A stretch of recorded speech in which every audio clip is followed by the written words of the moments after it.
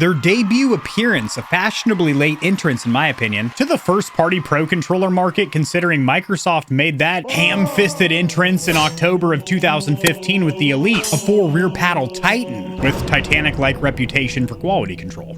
The Titanic should have been compartmentalized for buoyancy, and the Elite Series 2 should have used magnetic Hall effect thumbstick modules. Sony had an opportunity to do the same, however they politely declined, but they are glad to sell you $20 replacement modules if and when you develop stick drift. Rather than having 4 rear buttons or back paddles like the Elite Series 2, Sony has taken a 2-button approach, but they're not buttons. There's half domes, and then there's lever backs, which are traditional paddles. Regardless, there are 2 rear inputs. However, that makes sense considering this first-party controller is going to land in the hands of a lot of casual controller players who had no idea that Pro, Premium, or custom controllers even existed, and that there was a wide, vast world of controllers with back niblets, front giblets, top doodads, and soldered on the board McRads. I just made all that up. This is your controller captain. We've reached 6,900 feet. Go ahead and start flicking the sticks and mollywopping the back paddles. You don't like back paddles? How about those rear buttons? We've tested almost 100 custom and premium controllers, and we're only at the beginning. You need a thumbstick guide or tutorial on how to overclock your controller? Check out the controller playlist. Bing bong. Controller captain out. The packaging is virtually identical to all PlayStation 5 accessories, white on the bottom with a little bit of a royal blue trim. If you want to pause the screen to read some of the key features on the box, do so now. And you do have one reflective wafer sticker sealing the top. I haven't been this excited for a controller in quite some time. Actually, it was the Razer Wolverine V2 Pro over here, which, as you can tell from the tone of my voice, I was ever so slightly let down with that controller. I'm very angry right now. You can tell by the tone of my voice I'm angry. I'm pissed off. The good news is if I don't like this controller, it's only a $210 letdown as opposed to a $260 bumble. Less of a kick in the satchel, I guess. You're still getting uppercutted, but then they're gonna take you out for dinner afterward to apologize. Using the unboxing knife that's been on the channel for about 2.5 years. Much like the dialogue in my first few videos, she's dull. Pulling back the flippity flaps, you will have a white inner box. Very clean, very sterile, very Apple-like, all white with a black PlayStation logo dead center and a little R for Renegade or registered. Then the box opens like a little present. You know what? This is not building enough anticipation or anything. This is Sony's first-party Pro controller. That's a big deal. We should be building up this monumentous occasion. Let me give you a little bird's eye view. Let me give you the eagle's nest, so to speak. Love it. Love that for you. Welcome back. I didn't go anywhere, but you sure did. Alrighty, let's see what we're dealing with here. In essence, we should have a controller in here. Don't forget to investigate the basement, because that's where you are going to have your instruction manual. The instruction manual was actually quite good. I do want to note the pages are not white. They're kind of a light cream or a warm vanilla tone, very easy on the eyes. English is the only language in this brochure. Instructions are going to be from pages 6 to 20, or limited warranties on page 21. You do not have any color, but you do have nice diagrams, useful pictures, and it will walk you through all of the key features, change out the swappable thumbstick modules, things that you don't really need to read because you're watching this here video. Then inside this moisture wicking bag, you will have, sure enough, your carrying case, which is a nice hard shell plastic case. So not a mesh soft case, but a nice plastic clamshell here. You also have PlayStation logos on the pull tabs, very nice. And you also have a little hook if you want to dangle this from your backpack to let people know at the dog park that you have a $200 controller in here and to rob you blind and sideways. Oh my god, the fun just continues. You have the historical PlayStation symbols on the back. Oh yeah. Oh, I was right. I was either going to break it or I was going to reveal a treasure to us. Indiana Jones. Yep. I'm assuming you passed through a USB-C cable, and that is how you were able to use this as a charging dock. If that's not the case, probably cut that out of the video. So insanely premium interior or cockpit of this carrying case, and I do mean that. It is perfectly molded or sculpted to fit this controller. You can tell that Sony did a lot of R&D designing this carrying case. A couple of notes here. You do have a QR code in the center that will take you to a digital instruction manual. You do have all of your accessories held nice and neatly in this bottom tray, a little dust cover on the controller itself, and then up top you are going to have your USB-C cable. Now one thing I love to see is the USB-C cable makes full clearance over the analog sticks, the thumbsticks. Unfortunately, with a lot of the included carrying cases with Premium or Pro controllers, it puts the included cable directly over the thumbsticks, having them cocked out at a weird angle while they're in the carrying case, which could speed up the problem of stick drift. Speaking of stick drift, this does have swappable modules, entire section about that later. Interesting, so this this cable is held together with a very cheap little bread bag tie, if you will, rather than some kind of a rubber tie back that stays attached to the cable. Anyway, this is a 10-foot braided cable, relatively lightweight and flexible. I do like that it is all black. They didn't go with some crazy bright royal blue or anything like that, so this will go with everyone's themes or setup. No dust covers on the USB-A or C side. However, you do have a PlayStation logo stamped or emblazoned on the USB-C side. As this is a wireless controller, you won't be using this for much more than charging unless you are a competitive esports athlete going wired on the PC. Perfect cutouts for the hand grips of the controller. Love to see that. Then you are going to have 4 additional thumbstick caps, and they are all domed, which I love to see. That is traditional PlayStation. When analog sticks were introduced with the original DualShock for PlayStation 1, they were domed. Then that carried on with the PlayStation 2 and 3 controllers. Then with the PlayStation 4, we now had the thumbsticks that we have on the PlayStation 5, as they were directly carried over, and they are these hybrids, which we'll talk about later. They're not bad, but I definitely prefer domed as long as they have enough grip with the rubber or silicone compound. I like the shape of a domed stick. Just personal preference, as you can be an esports athlete, snap aim and stallion using either type of thumbstick. Speaking of options for thumbstick caps, we have options for rear buttons. Well,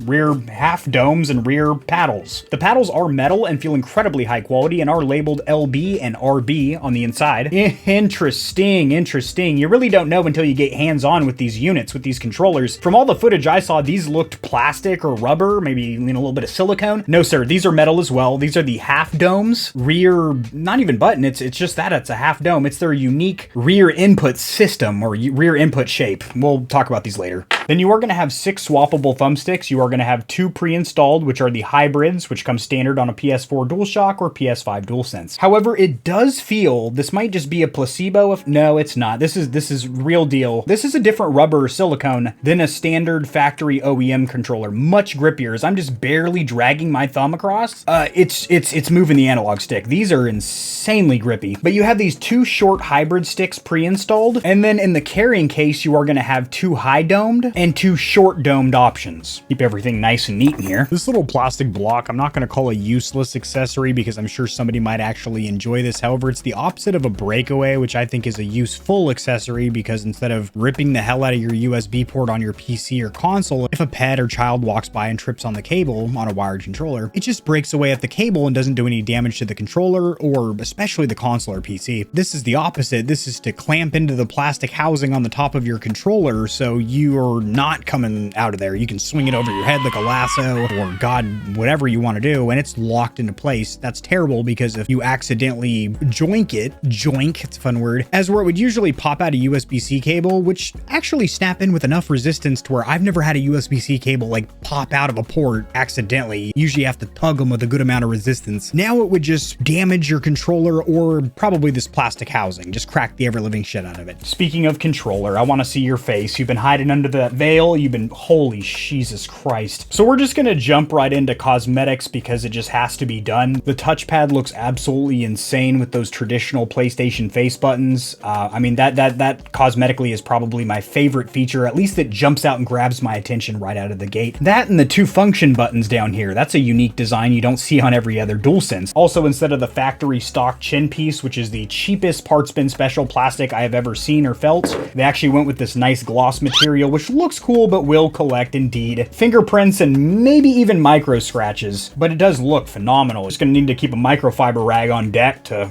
brush the fingerprints off. Also, the black D-pad and face buttons look great, flipping around on the backside. That black gloss trim continues around. This is actually rubber or silicone. Not here, this is still those tiny itty-bitty PlayStation face buttons. Oh, Kevin, what are you doing? Without switching to your macro lens, which you can't do right now because you're recording, the good people aren't going to see that, but picture on screen here, stock PS5 controllers have little Sony face buttons on the back to give you a little grip. This has that, but then you also get a rubberized material on this little strip. Oh, the boys got thoughts on the triggers. Speaking of which, since we're just on the cosmetics right now, there are little PlayStation face buttons on the triggers, which not only looks cosmetically awesome, but that is going to give you more grip. And it really does. It's a little bit of stippling or etching to get some grip. Manufacturer's weight and dimensions popping up on screen somewhere around here. Manufacturer being Sony in this case, since it is first party, but as far as actual comforts when you wrap your hands around this controller, it is a very comfortable controller, much like a stock regular factory DualSense controller. And this uses the exact shell design, so what's going to change comfort-wise is going to be the addition of this little rubber strip, the texturing on the triggers, and then of course, how those rear paddles or half domes feel. But that little bit of texturing on the triggers actually feels incredibly good, as does the lever back rear paddle paddles. Sick little marketing gimmick name. They had to like patent it with something. So leverback, baby. As in when you get a 3-piece on the final kill cam using this controller, you can be like, call me a leverback gorilla bitch or something like that. I don't know, something clever like that. You guys get real creative with the trash talk and the COD lobbies and whatnot. Sidetracked. Back in it to win it. The comfort.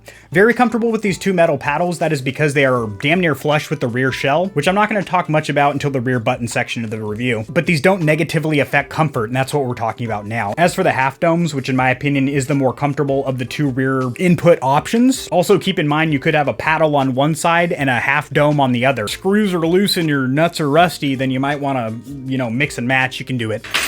When you're holding the controller normally, you don't even know that these half domes are there, much like the Razer Wolverine. They are in the middle of the rear of the controller to where you need to expand your middle fingers out when you want to use them, so they don't take away from comfort at all, because they're up and out of the way until you're using them. But believe it or not, resting your hands here is incredibly comfortable. Ergonomics and comfort, a 4 out of 5. A 4 out of 5. As for build quality, I don't hear any creaks or moans and groans in the plastic as I do these stress or flex tests and try and bend this bad boy. You know, try and break a $200 controller I've been waiting on for a couple months. Been excited for this one. Not as much as you guys. You've been going buck wild down there in the comment section. Daily request, Kevin, have you gotten the controller?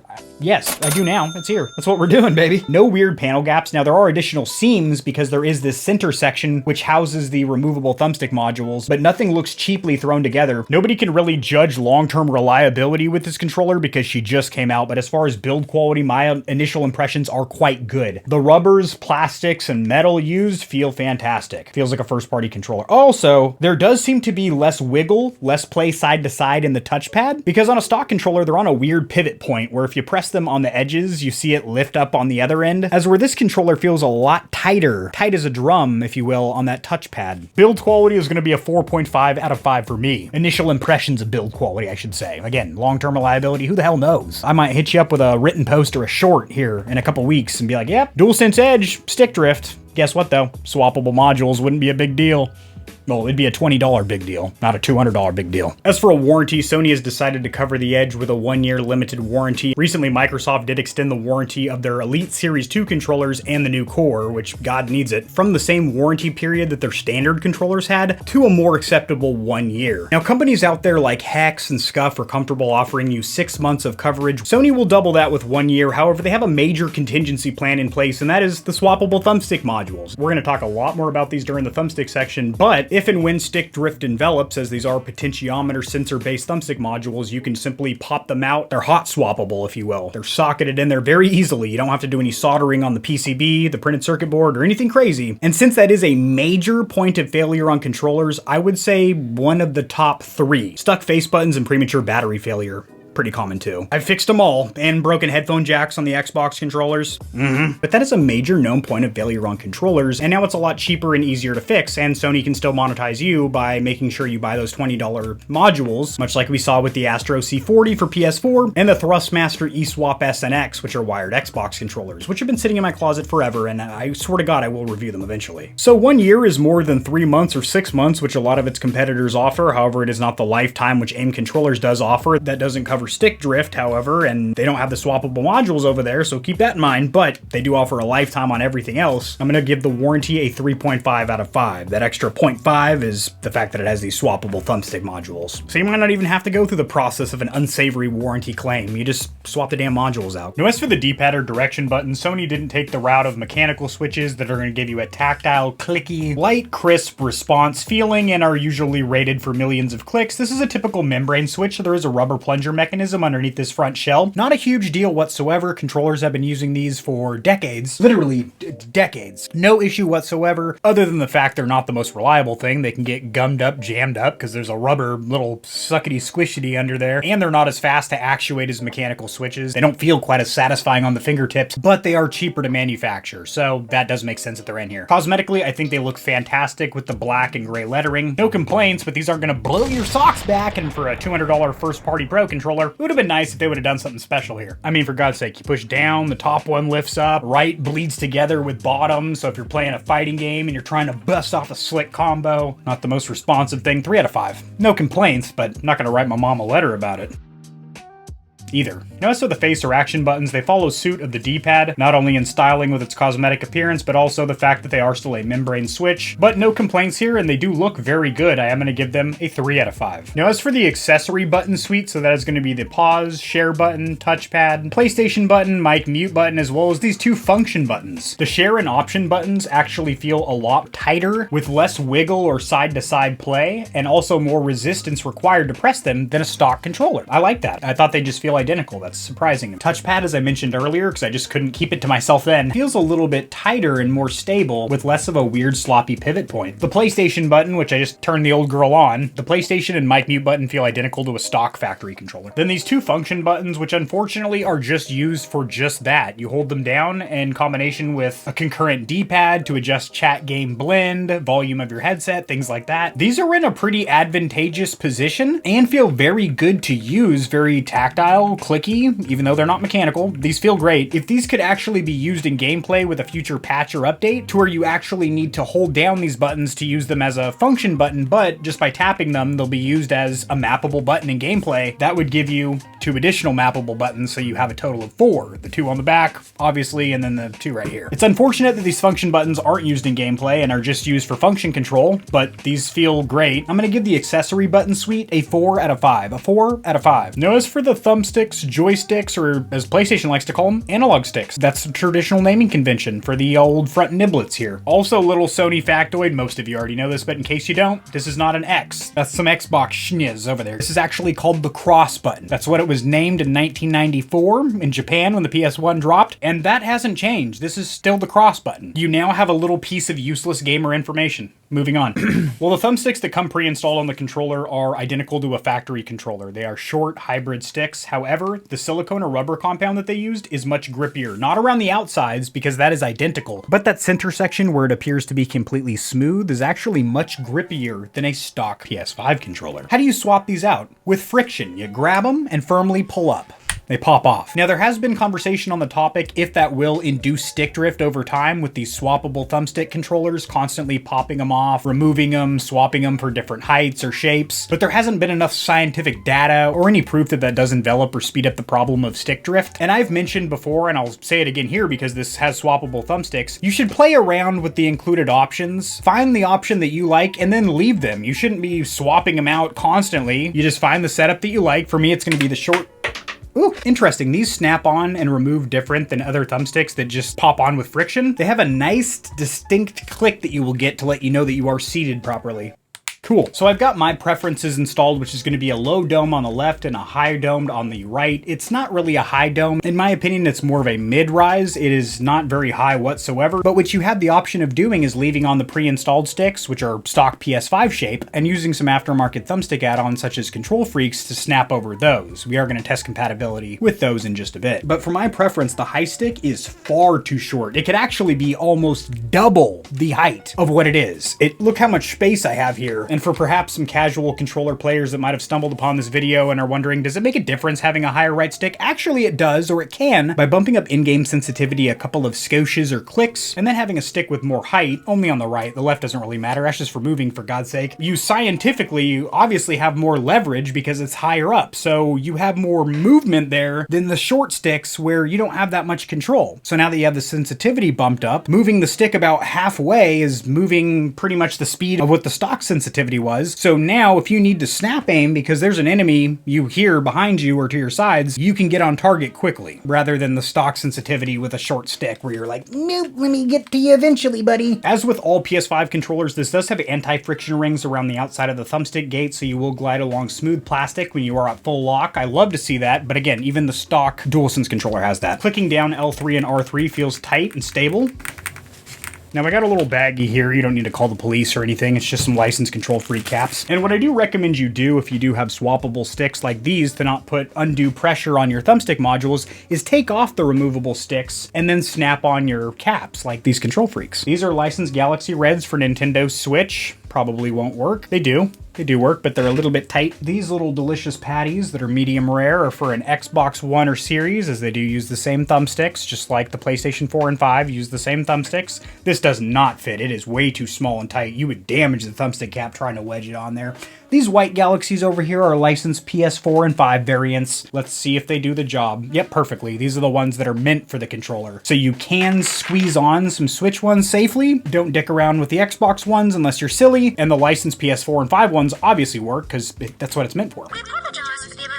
What's up? Sony's got the cure for stick drift? Swappable modules. I get it. Yep. Why didn't they go the magnetic Hall effect route? That was my prognosis from the start. Now, I heard over there in D-Wing that Sony's got the fix for stick drift. Good thing I'm just a janitor around here. Now, God forbid you do develop stick drift, which is possible because these are potentiometer sensor thumbstick modules. You can purchase $20 replacements from Sony or on Amazon. Well, they're not on Amazon yet, but I'm sure they will be. And because these modules are hot swappable or basically just socketed in there, they're modular. They pop in and out. They're designed to do so. That does open the door for third-party manufacturers to make their own thumbstick modules, potentially down the road, magnetic Hall effect sensors that would never develop stick drift. However, that would cut into Sony's bottom line financially, so I'm sure there would have to be some kind of contract between that third-party company and Sony for those thumbstick modules to be sold for longer than a couple of weeks without getting shut down. We saw the whole Sony and D-brand situation with the side plates. Well, that didn't take long at all. I heard somebody is already working on a thumbstick module kit using the Ghoulie kit magnetic Hall effect modules. However, they're not an employee of Ghoulie kit or anything. This is just a dude doing it. So that's super dope, and I hope Sony plays nice. But replacing those modules is freakishly easy. You want to make sure the controller is powered off. Turn it around. Make sure you don't have the lever backs or half domes installed. Flip this release switch to the left. This is actually a kind of a clumsy design. It's not only sunken in flush, but it's actually in there pretty darn good. So I'm going to try and get a fingernail in there. And then you lift up on this little trim piece. And then you have your two swappable modules, which are in there incredibly sturdy. If you're worrying about structural rigidity because there's these swappable modules,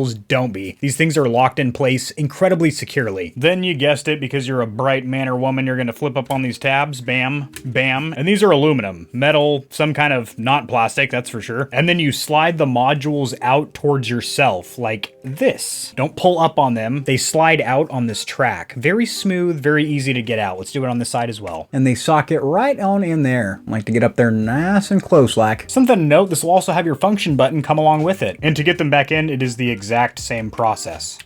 Call me crazy, all right? Or don't, because I know a lot of you are going to agree with me on this. This cosmetically actually looks cooler like this. It's got kind of that stripped down rat rod steampunk vibe, exposed gears and cogs and actual mechanical bits with these very nice looking brushed aluminum levers, and this being flat matte black rather than this glossy piano black, which I'm just not a huge fan of. Other than the risk of getting a little bit more dust inside this controller cosmetically looks better like that, IMO, or in my opinion. And it makes pressing the PlayStation and mic mute button easier too, because it's raised. It's raised out of there. For the sake of the video, I'm just going to return this cover. When you go to return this little trim piece, it does have two plastic pins on top. You are going to insert those first and then snap down like that, and this release lever will snap back into place. Before I can safely and securely give an official grade to these thumbsticks and still be able to sleep at night knowing that I did my due diligence, we got to plug this controller to the front of Project Zero for a little bit of technical analysis or data inside a Gamepad Tester and a couple of other software programs we love to spend time in. Over here in Gamepad Tester, and we are listed by name as a Dualsense Edge wireless controller. Notice there is no visible representation of the thumbsticks down here, but as you can see, axis is 0, 1, 2, and 5, which is the vertical and horizontal axis of the left and right analog sticks. They're dancing a little bit when I move to and fro, and then I stop completely, taking my fingers off the analog sticks. Axis 2 is wiggling just a little bit. However, nothing to worry about. You're not going to have any out-of-the-box stick drift or anything crazy like that. I'm going to use a lovely program called DS4 Windows to spoof the PC into thinking this DualShock controller for PS5 is actually an Xbox 360 controller. Give it the old switcheroo. How do you do? And we do pretty damn good at overclocking our controllers by using this method. Well, that's a first. Not recognized in DS4 Windows, Which is insane because this program is for PlayStation 4 and 5 controllers. Because you have a lot of control of DualSense controllers with this program. I have never seen a PlayStation 4 or 5 controller not be recognized in DS4 Windows. Interesting. This is communicating very weird with the PC. Now it's over here. A lot of interesting quirks that I've never seen, and I've tested a lot of controllers using the methods and techniques that we are utilizing right now. A journey that we're going on. Let's see if Rewaz recognizes this controller when nobody else does. She'll be that hand in the dark for you. This might be it. This unsupported device over here. Beautiful. So DS4 doesn't recognize this controller, period. Rewas recognizes this controller as an unsupported device, which does us no good. And I did a little bit of digging to see if there was some kind of button input you needed to press to put this into X input mode, or maybe even D input mode, something a little bit older, but maybe would work with some of the programs that I'm using to measure the performance of the controller. No sir, no ma'am. This greatly limits the technical analysis that I was going to do with this controller, like I do with virtually every other controller review for Xbox, Switch, and PlayStation, because generally if a controller or gamepad doesn't play nice with Windows 10 or 11, no problem. I can spoof compatibility with a program like DS4 or Rewas. Neither of those programs like this controller at all, but you're not shit out of luck or screwed. You are still able to play with this controller in Steam. I used it in big picture mode, and you can still overclock this controller. However, you're not going to be able to measure that performance, so there's no real proof in the pudding. You can't bust out your spoon and be like, yeah, I'm under 1 millisecond of input lag or delay. You just kind of have to know or go off faith, I guess, that by following along with the overclocking process that you and I have done dozens of times with DualSense controllers, that it's going to work with this one. Just to show you that I'm not blowing smoke up your patooties or anything like that, this is the DualSense Edge controller, which, by the way, the vibration feels awesome. It's insane. Even though it doesn't have the haptic feedback like it will on the native console, the PlayStation 5, it is still doing a fantastic job of reproducing some insane vibration in the game, which is great. You're going to have more immersive vibration even on PC due to these haptic motors. So that's great. And if you don't like vibration, cool, you can always disable it. But to everyone else that I'm talking to, feels cool. In Steam, this controller is detected as a PlayStation 5 controller. As for the bumpers, nothing special is going on as these are identical to a stock controller. But as for the triggers, they are very interesting for a couple of reasons. The main one being that they do have three-way trigger stops or locks, and that custom etching or stippling with PlayStation face buttons. Feels good. Now, I will say these trigger stops or locks allow way too much pull, way too much travel, way too much dead slop, if you will, at their shortest position. In comparison to other controllers which have virtually a mouse-like digital click, for example. I don't know why they use the word digital. It's basically just a mechanical switch. The Razer Wolverine V2 Pro, which just happened to be laying next to me on my desk, has these trigger stops, full pull, and then you turn them on. Become a little mouse click. As with the DualSense Edge, you do still have a lot of travel, but that is because these are still able to use the adaptive triggers, which I think is fantastic. So if you're playing first-party Sony Interactive Entertainment titles in the software suite, which has its own dedicated section of this review, you are able to set up the software registration point of your triggers, i.e. the dead zones. These triggers are good, but not great. I would like to see substantially less travel when they are in their third position, and the middle position seems to do damn near nothing. I don't know, maybe cut out 20% of the pull. For what reason? To what end? For what genre of game? For what purpose? You would either want a full squeeze for something like a racing game or the shortest possible pull for shooting games. I'm giving the triggers a 4 out of 5. Repeat, a 4 out of 5. No, I don't believe there's a man, woman, or child alive in the comment section that would question the validity of my doctorate when it comes to rear buttons or paddles. I started attending YouTube University in 2017. My apologies, the lab coat's a little bit dirty. I just got into a little rough and tumble off camera with the people over there at PDP trying to get this goddamn Victrix BFG, or by frickin' golly, it's been a botched launch thus far, as in it hasn't launched, delay after delay. We have this controller in hand, and I am freakishly excited. Now we're here today to take a look at the Rumpus Posterius Maximus Dortalius, or the Tookus, the Rumpkin on this controller, because that's the bread and butter. It's the full meal, actually. You've been snacking on the entree thus far. I'm about to slam the main course, the entree down your gullet. Having tested dozens of rear paddle or back button designs, this is truly a unique design. Not so much the lever backs, which we're going to start with, because they're very similar to the aluminum back paddles of the Microsoft Elite Series 2, which is near and dear to our rear, probably because it's frustrated us by breaking on you in the past, or it's your go-to for Xbox. I do like that it is marked on the back of the controller LB and RB, so you don't try and fumble around and install the wrong accessory. However, it is only labeled LB and RB on the paddles, and you do not get that visual indicator on those half domes, which is interesting. And they're very tiny. I guess they couldn't find a place to print that. These are truly wonderful rear paddles for a couple of reasons. First of all, they are almost flush with the rear shell, at least very close, which puts them in a very comfortable ergonomic position. Also, they're aluminum, not plastic. They feel quite durable, nice on the fingers. They require a good amount of resistance to squeeze to where you're not going to accidentally actuate them. However, they're there for you when you need them because they're rear buttons and you want to hit them instead of having to invert your fingers. You want to be aiming and walking constantly. This is going to allow you to sort of do that because you've got two of them. What happens to the other two face buttons? I don't know. That's up to you, man. Or woman. This is a 2-button controller. Stallion or stallionette. These leverback paddles actually feel pretty darn good. Now, I do not like that you cannot rebind or remap these rear buttons on the fly. You have to go through Sony software. Luckily, that is integrated directly with the PlayStation 5, just like the Series S does with your Xbox console. It's right there in the accessories section of your settings. Now we're popping in these half domes that I found on the black market where we sell the organs. Even though there's no visual label RB or LB on the half domes, you cannot install them the wrong way, as the cutout on the controller as well as the actual metal half dome guide you into place. Now, not the most sterile thing. I'm gonna have to scrub up later, but I did remove my gloves. I'm going raw. These half domes are actually pretty sweet, and in my opinion, I like these more than the lever backs because you can comfortably rest your hand here, and there is no fatigue unlike the Razer Wolverine series where you have to cock out your 4 fingers. These, you're also cocking out your fingers, but you can kind of just rest them here effortlessly, and then when you squeeze in and down like that, they are actuated with a nice distinct click. But these are a joy to use. I had never seen a rear button system like this, or not even button. It's not paddles either. It's a half dome. It's Sony's unique rear input system. I didn't know what to think of them. Now I think I like them. However, there's only 2 of them. I think I'd like it more if there were 2 more rear inputs back here. I'm greedy. I'll use all the inputs you give me. For example, the Razers over here with the extra bumpers. Yep, I use those. Now, I personally greatly prefer having 4 rear buttons or paddles vice 2 because it comes down to simple mathematics. There is 4 face buttons and 4 reasons that I should not need to remove my thumbs from strafing and aiming down sights. Plus, you got those rear buttons. Go ahead and spam some crouches in there. Maybe throw a little hop in there. A little slide cancel into a hop. You know, nurse, I think I rolled my ankle. But in all seriousness, if you are new to rear buttons or paddles, there is a bit of a learning curve. That's why I do recommend systems that you can remove the paddles that you're not using. For example, what AIM does with their V3 system. Or if it's a system that's not removable, I like buttons that are so flush with the rear shell you practically don't notice them, but you are covering all 4 of them simultaneously, comfortably, and you're keeping your fingers on the thumbsticks. Is that a code 46? We're gonna plug her up and get the stock input lag or delay by using X input test on the PC over here. Is that a lot of handling noise on the microphone? I'm a YouTuber, not an auditory doctor. I didn't even give him a grade or a number. I'm going to go ahead and give him a 3 out of 5. The math makes sense. There's 2 rear buttons over there. I've been dropped on my head 6 times. Yeah, they're pretty sweet. I just wish there was more of them. I'm going to go ahead and give him a 3 out of 5. You can still have value to me. Come on, you're not dead yet. I got the mecha tactile face buttons and D-pad, but your rear buttons feel like A's. Thumbstick's too wide, too short, and getting no support. What the hell's going on with the lights? Full rubber grip, all you do is slip RGB, done bang my knee. Whatever you did made it worse. Turn it back on. I'm sorry, we did everything we could. She's dead. This is a dead controller. Go ahead and notify the next of kin.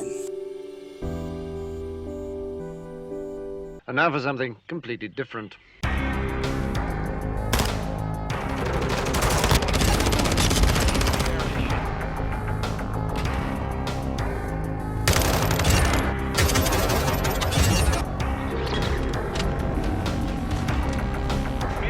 Over here in the Lord of Mice overclocking software, and we are recognized by name again, and this software is Dualsense Edge wireless controller. Unplugged it, disappeared, replugged it. Sure enough, it comes back. This controller is not currently overclocked, and it is estimating that we are getting about 4 milliseconds of input lag or delay, which makes sense because stock PS5 controllers have a 250 hertz polling rate, which would get you about 4 milliseconds. Actually, I usually see in my testing about 3.8. Now, well, of course, I can overclock the ever-living shit out of this controller right now. I could just balls to the wall 1000. Yes, I do know that there is an update to this program that allows you to use an 8000 hertz polling rate. Well, that's unnecessary. Just like a freakishly high DPI on a mouse when mouse players play on a lower DPI simply doesn't make sense. And 1000 does the job consistently and gets you under 1 millisecond of input lag or delay, which is freakishly fast. Going anything beyond that, you're going to start running into compatibility issues with the games you're playing. Also, your controller might start acting sporadically. Your inputs might start happening on their own. Controller's doing things you're not telling it to do. You've seen in some of my videos when we go a little rambunctious with the overclocks. Then you taper back, and then it's fine again. Now, inside of Windows 11 properties, this is recognized by name, Dualsense Edge. Yet again, status, she's okay. If you wanted to do some diagnostics, you can do that by hitting properties. Your left analog stick is going to be in that box. Your right analog stick is going to be Z axis and rotation. X and Y rotation is actually your triggers, depending on how hard I squeeze them. Those bars are reflecting that. Point of view hat is going to be your D-pad, and then all the buttons are, well, just that, all your face buttons. buttons. I'm going to give stock input lag or delay nothing because I can't properly grade it, because I can't test it, and because this controller is communicating differently with the PC than any other DualSense controller I've tested. It's quite clear that Sony is using probably a different PCB, like a completely different board. So stock input lag or delay as well as overclock performance is going to be NA or non-applicable for this controller, for this review. Probably a good thing because I guarantee this video is already running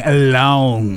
When you first connect a DualSense Edge controller, you will get this pop-up prompting you to get to know your controller, the software. And this will happen if you hook up the same controller to different consoles. I'm going to walk you through the steps now. Get started. You got 2 back buttons and trigger stops, plus you got function buttons for quick and easy access. Swappable thumbstick caps, and God forbid the modules as well. Hopefully that doesn't need to happen. By holding down the function button and a concurrent face button, you can swap through profiles, and inside the software you can adjust things like the response curves of your thumbsticks and dead zones of your triggers. Cannot remap or bind the buttons on the fly, the rear buttons that is, but you can swap profiles. And then in order to move on here, you're like, oh God, what do? I can't hit cross or anything. You gotta hold down one of those function buttons.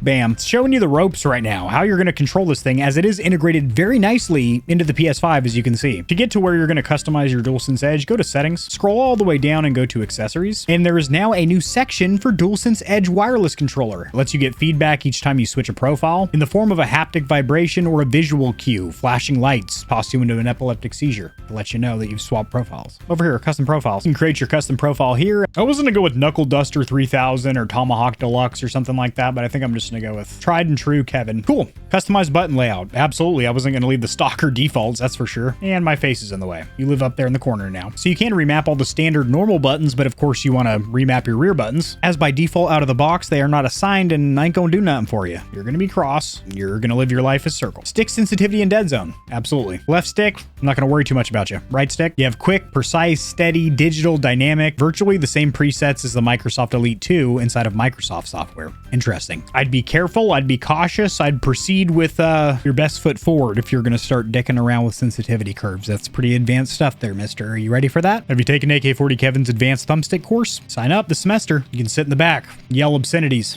Sensitivity curve, just default for me. Standard, missionary position, gets the job done. Never had any complaints. We're talking about thumbstick sensitivity curves. If you do start to develop stick drift, you can adjust that here by increasing your dead zones. Note your controller won't feel as responsive because your dead zones are going to be bigger, but you're not going to be registering inputs when your fingers are off the thumbsticks. But when you do get to that point where stick drift is just burning the hell out of you, you can pop out these modules and replace them. Trigger dead zones. This is in real time. As I squeeze the triggers, you can adjust your dead zones. Vibration intensity default is strong, and this is going to be the strength of the motors of the adaptive triggers, so how stiff or light the triggers get depending on the action on screen. And a nice default setting when you are using the microphone built into your controller, because this does still have a built-in microphone, which as you can see is illuminated amber as it is muted currently. When you're using that janky old busted microphone, the trigger effect is set to weak, so all that vibration inside of the body of the controller isn't picked up as hum and whir and buzz and white noise over your mic, making you sound like an idiot over comms. Get a mic, bud. I said on me, not he's gone free. Jesus Lord. How about you work on your callouts a little bit? Worst teammate ever. I ain't even met you yet. Jeepers creepers. Where'd you get those peepers? Obviously not gaming. Fuck. I'm very chill playing video games. I don't rage out or sound like that whatsoever, just so you know. Kevin is going to be the default profile. So I'll start with the cons, shortcomings, or areas of improvement with the DualSense Edge, as this is Sony's first crack at a premium or pro controller. PC compatibility is pretty horrendous. It doesn't work with any of my software programs. However, you can actually game with it on the PC, no problem. But if you are used to doing things like work on your thumbstick dead zones and your trigger response curves and overclock and measure your performance in milliseconds and stuff like that, you're not going to be able to do that. It simply seems as if this controller isn't meant to be tinkered with. Sony doesn't want you to do that. Next up, this is a 2 rear button system. I understand Sony is probably trying to appeal to a more casual demographic of gamer, and this is their first entrance into a premium or pro controller. It doesn't really appeal to the hardcore, not even esports athletes or anything like that, but people like me that have become accustomed to using 4 rear buttons or paddles over time, and they exclusively use those rear buttons and just kind of forget the fact that there are buttons on the front of controllers. while playing specific genres of games. Obviously, I have to caveat that. I'm not playing racing games, platformers, and fighting games with rear paddle controllers, but third-person action adventures like Uncharted, Last of Us, stuff like that. Absolutely any first-person shooter, you already know the business. It puts this controller in a very awkward position where it's basically half-stepping. It's trying to appeal to new casual gamers that are getting into a more aggressive and expensive premium controller, but then it doesn't really appeal to gamers that already own multiple premium pro controllers that probably have 4 buttons on the back, so it's kind of a back step to go to 2 because you're already used to not having to use your face buttons. And it is also very interesting from the viewer angle that Microsoft's first-party controller, the Elite and Elite Series 2, are 4 rear button controllers. I mean, the original Elite's been out since 2015, and Sony's just now jumping in with a 2-button controller in 2023. It doesn't really seem as comparable to the aggressive shooter players, in my opinion, in the rear button department, just speaking for you guys, being your voice. Next con, the trigger stops are really cool in the aspect that you can still use the adaptive triggers with those Sony Interactive Entertainment first-party titles, but there's way too much travel or take-up. Next up, Sony going the swappable thumbstick module route is kind of good for everyone because instead of having to spend $200 if your controller bites the dust with stick drift, you can instead just pop out those modules, which is freakishly easy, buy a $20 replacement on Sony Direct or Amazon eventually. I'm sure those are going to be sold there. And I'm already getting word down the pipe being community Discord, which you should absolutely join, link in the description below with all my other socials. But I'm getting word that there's already magnetic Hall effect modules being adapted for the Dualsense Edge. However, like I alluded to, Sony's probably going to shut that shit down pretty quickly unless they get thrown a little vig, you know what I mean? We saw this with D-Brand and their side panels, and that's probably going to be the case with unauthorized thumbstick modules for the Dualsense Edge. But it would have been ideal for Sony to go the magnetic Hall effect route versus potentiometer sensor thumbstick modules, even though they are swappable, hot swappable. But I think that didn't happen on purpose. I do think this is a strategic move on Sony's part, not only to monetize you a little bit by selling these $20 modules, but prediction here, I do believe that Sony down the road is going to sell their own magnetic Hall effect modules, maybe for $50, $60 versus the $20 for the potentiometer suckers that you're constantly throwing out. Hopefully, if they weren't already thinking of that, they don't see this video and then just puts it in their head and they're like, oh, we need to patent our own and shut everybody else down. I do honestly believe that Sony is going to make their own first-party license with that blue stamp and sigil on the box, official product, magnetic Hall effect modules. But in the meantime, I'm sure by doing a Google search, you can find some third-party joints. And who cares if Sony doesn't like those ones or if they're going to try and sue those people? That doesn't matter. It doesn't affect you. You can maybe scoop them up before that happens. Who knows? The final con, I think Sony could have done a little bit more, as this was a great opportunity for them to come out of the gate swinging hard with their first-party pro controller. They could have had a mechanical D-pad and face buttons. They could have had a battery that is a longer milliamp hour, giving this extended battery life and quick charging, neither of which this has. This actually has less battery life than a standard DualSense controller, which is astronomical because I own several pro controllers of the DualSense flavor, PS5 variants, and they all have identical battery performance to a stock controller. Having buttons on the back shouldn't degrade battery life whatsoever. So it's curious what the hell is going on in the Edge here that has your battery on the edge of dying all the time. As for the pros, because this controller does some things right and does them very right. Cosmetically, this controller is gorgeous in my opinion. Particularly, I love the face buttons on the touchpad. Looks so sick. The trigger stops are awesome in the fact that they work with the adaptive triggers, but then you slap them on, they cut out some of the trigger pull. Next pro is going to be that carrying case. Basically, all the included accessories felt incredibly premium, incredibly first party, incredibly Sony. Everything matched the console. Everything felt great. It even had like a new controller smell when you opened up the carrying case. Probably some chemicals that aren't great for you to be inhaling up close like that, but oh god, it burns so good though. That hard clamshell design is going to protect your controller a lot better than soft carrying cases, which virtually all other controllers have. And there's nice little cutouts for all of your accessories. And last but not least, the cable is out of the way of your thumbsticks when you close it, so it's not going to speed up the problem of getting stick drift. But if it does happen, you got swappable modules. Next up, I'm not a big 2-button guy. I prefer a 4 rear button or paddle design. However, these are great. The fact you have the option of switching between the lever back paddles, then the half domes, they're both metal, both pairs, like there's 4 individual pieces. They're fantastic. So if you've never owned a controller with anything on the back, or you're not ready for the big league, so to speak, you're not ready to have 4 things on the back of your controller. I get it. I understand. You are approaching a level of high echelon, top tier, the pinnacle, the icy, slippy slope summit up here of esports athleticism when you have 4 giblets on the back of your controller.